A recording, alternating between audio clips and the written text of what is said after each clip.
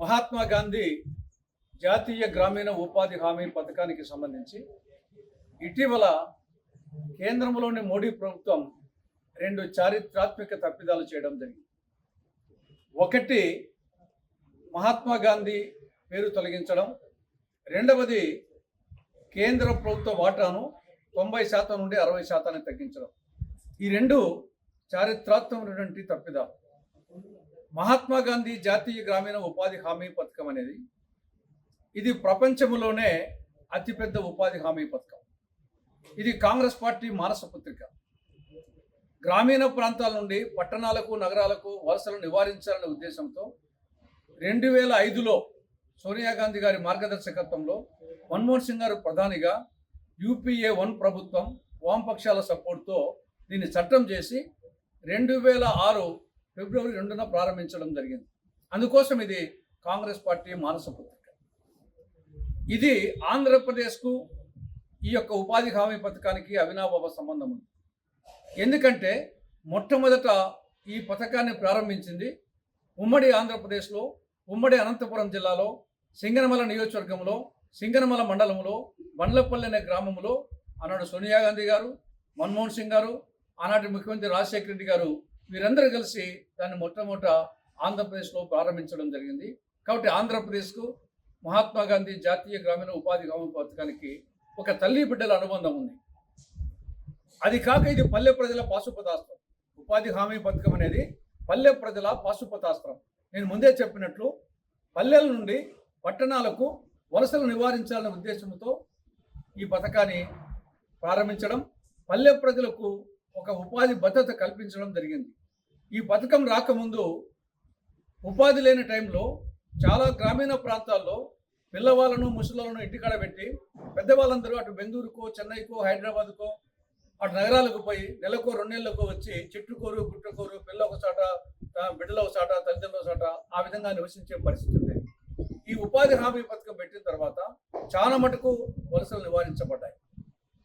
ఈ పథకం కేంద్ర ప్రభుత్వం 90% భరించే విధంగా, 10% రాష్ట్రం భరించే విధంగా రూపకల్పన చేసింది UPA ప్రభుత్వం.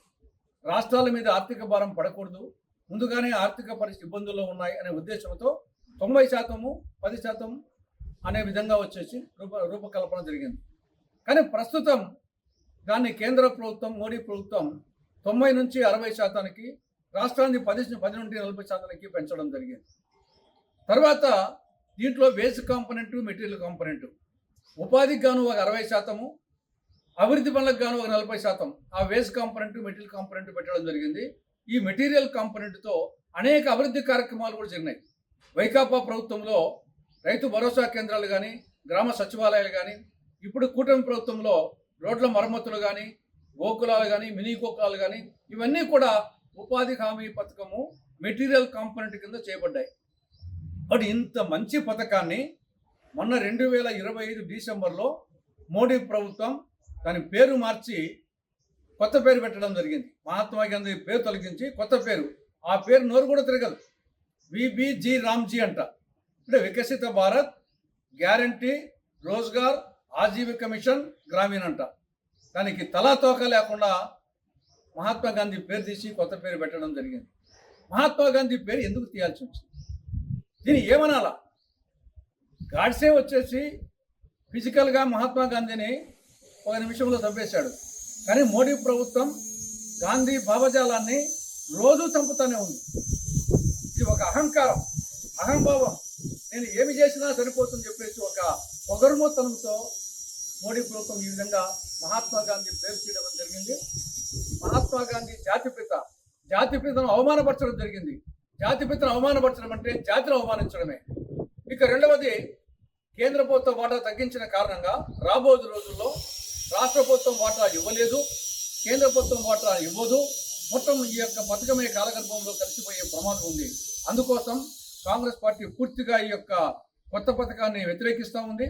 పాత పథకాన్ని పునరుద్ధరించాలని చెప్పేసి దేశవ్యాప్తంగా కాంగ్రెస్ పార్టీ ఉద్యమం నిర్వహిస్తూ ఉంది. మరొక దుర్మార్గమైన విషయం ఏమంటే, చంద్రబాబు ప్రభుత్వం, అటు చంద్రబాబు, ఇటు పవన్ కళ్యాణ్, ఇటు జగన్మోహన్ రెడ్డి ముగ్గురు కూడా మోడీ ప్రభుత్వానికి దీంట్లో మద్దతు ఇవ్వడం జరిగింది.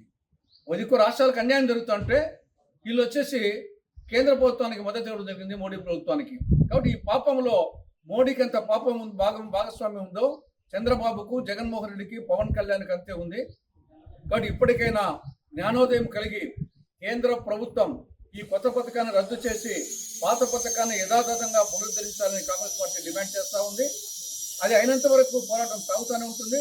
ఒకవేళ ఈ గవర్నమెంట్ చేయలేకపోతే, కాంగ్రెస్ ప్రభుత్వం అధికారంలోకి వస్తే వచ్చిన వారం రోజుల లోపలనే కొత్త పథకాన్ని రద్దు చేసి పాత పథకాన్ని యథావిధంగా పునరుద్ధరించడం జరుగుతుందని చెప్పేసి ఆంధ్రప్రదేశ్ ప్రజానీకానికి కాంగ్రెస్ పార్టీ భరోసా ఇస్తా ఉంది.